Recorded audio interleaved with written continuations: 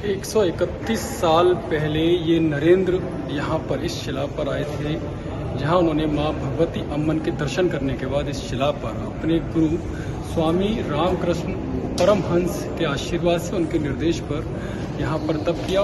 एक नहीं, दो नहीं, 3 दिन तक लगातार भूखे प्यासे रहकर स्वामी विवेकानंद ने ये यहाँ पर तपस्या की। और उसके बाद भारत माता का जो स्वरूप, जिसका डंका उन्होंने पूरे विश्व में बजाया, वो 1893 में यहाँ से जाने के बाद जो विश्व धर्म सम्मेलन हुआ शिकागो में, उसके बाद पूरे दुनिया में भारत का डंका बजाने का काम किया। और अपने गुरु स्वामी रामकृष्ण परमहंस के निर्देश पर उन्होंने यहाँ पर किया। कल प्रधानमंत्री नरेंद्र मोदी, यानी कि एक और नरेंद्र 131 साल के बाद इसी जगह पर पहुंचा, जहां उन्होंने स्वामी विवेकानंद के माल्यार्पण की। उससे पहले माँ भगवती अम्मन के उन्होंने दर्शन किए, जिस तरह से स्वामी विवेकानंद ने किए। फिर माँ शारदा जी की पूजा की, उनके चित्र पर माल्यार्पण किया, स्वामी रामकृष्ण परमहंस के पर किया। और उसके बाद स्वामी विवेकानंद जी की इस मूर्ति पर, जो ये मूर्ति आप देख रहे हैं, एक्सक्लूसिव तस्वीरें न्यूज़ 18 इंडिया आपको दिखा रहा है, इस तस्वीर पर उन्होंने माल्यार्पण किया। और उसके बाद जस्ट इसके पीछे जो ध्यान मंडपम है, जिस शिला पर, मतलब वो ठीक वही जगह जहाँ पर स्वामी विवेकानंद जी ने जो पूजा अर्चना की, वो यहाँ पर की। और आप देख सकते हैं, ये वो जगह है जहाँ ये समुद्र है, समुद्र के बीचों बीच में ये शिला है, जो खामोश लहरों के बीच में शांत शिला है। और जहाँ पर एक संदेश, भारत माता का स्वरूप, भारत माता का किस तरह से विकसित भारत बनेगा, किस तरह से दुनिया में डंका बजेगा भारत माता का, उसका मार्गदर्शन, उस लक्ष्य का मार्गदर्शन यहाँ पर स्वामी विवेकानंद जी को माँ भगवती के आशीर्वाद से मिला। और उसके बाद 131 साल बाद, जो मैंने कहा 131 साल बाद, फिर एक नरेंद्र पहुंचा है, यानी कि भारत के प्रधानमंत्री नरेंद्र मोदी यहाँ पर पहुंचे हैं, जो विकसित भारत का जो सपना है उनका, 2047 के जिस टारगेट को लेकर वो चल रहे हैं, कन्याकुमारी में इसी जगह पर, इसी शिला पर उन्होंने भी माँ भगवती का पूजन किया, माँ शारदा, स्वामी रामकृष्ण परमहंस का वो किया। उसके बाद अब वो ध्यान कर रहे हैं लगातार, कल तक वो यहाँ पर ध्यान करेंगे और उस लक्ष्य को प्राप्ति के लिए मार्गदर्शन प्राप्त करेंगे प्रधानमंत्री नरेंद्र मोदी। और 3 बजे के बाद वो यहाँ से प्रस्थान करेंगे, यानी करीब 45 घंटे तक उनका वो कठोर तप यहाँ पर करेंगे, बिना कुछ खाए पिए, केवल और केवल नारियल का पानी वो इस दौरान लेंगे। इस दौरान वो अंगूर का रस पी सकते हैं, तरल तेल पदार्थ लेंगे, लेकिन किसी भी तरह का अन्न वो नहीं लेंगे, पूरी तरह से मौन रहेंगे। आज सुबह भी उन्होंने जो अपनी तपस्या शुरू की, तो भगवान सूर्यदेव को अर्घ्य देकर, इनको जल चढ़ाकर की जो शाश्वत माना जाता है। और अब लगातार वो तप में बैठे हुए हैं।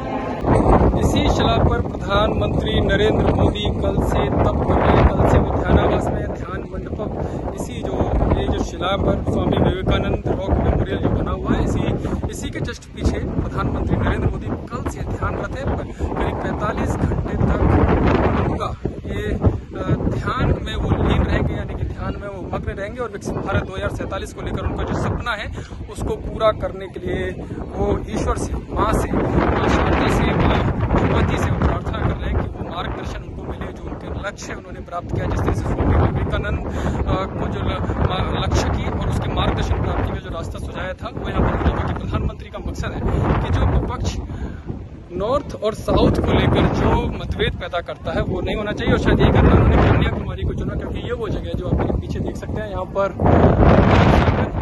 सागर और बंगाल की खाड़ी, ये आप देख सकते हैं, ये यहाँ का संगम है, यानी कि मिलन संगम है। और इसके साथ ही उत्तर और पश्चिम, पूर्व और पश्चिम का भी जो तटीय रेखा है, उनका भी यहाँ पर मिलती है।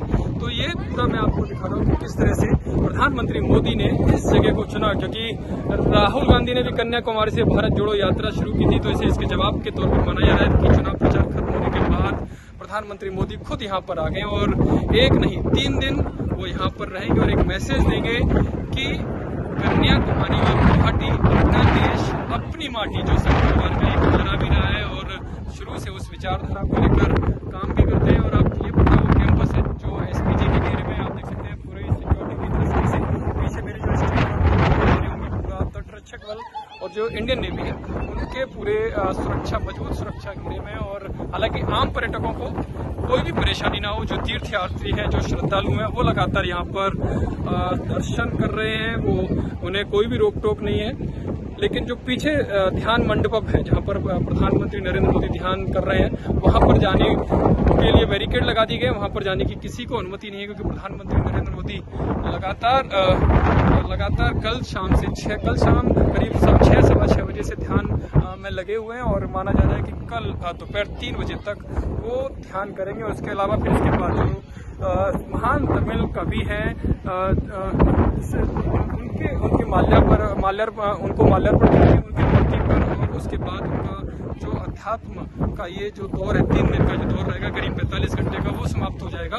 क्योंकि चुनावी संध्या पर जहां बाकी के लोग, जब बाकी के राजनीतिक दल चुनावी गुणाभाग में लगे हुए हैं, वहीं इन सबसे दूर प्रधानमंत्री नरेंद्र मोदी अपने अध्यात्म में लीन है। कि और अध्यात्म की जो शक्ति है, वो देश को किस तरह से समर्थ बनाएगी, किस तरह से विश्व बंधु का जो नारा उनका रहता है, वो भारत को आगे ले जाएगी। पूरे विकसित भारत का 2047 का सपना, उसको लेकर प्रधानमंत्री चिंतन मनन कर रहे हैं अपने ध्यान के माध्यम से। राष्ट्रवाद की अलग जगाने के लिए कि कन्याकुमारी को उन्होंने चुना, क्योंकि देश का जो सबसे दक्षिणी सिरा है, बिल्कुल अंतिम सिरा दक्षिण सिरे का जो माना जाता है, उसमें एकात्मता का और एक रूपेण जो विश्व को, पूरे भारत को एक करने की जो उनकी नीति है, जो राजनीतिक दल हमेशा एक विचारधारा की बात करते हैं और अलग अलग होने की बात करते हैं, उसको एक करारे जवाब के तौर पर भी देखा जा रहा है।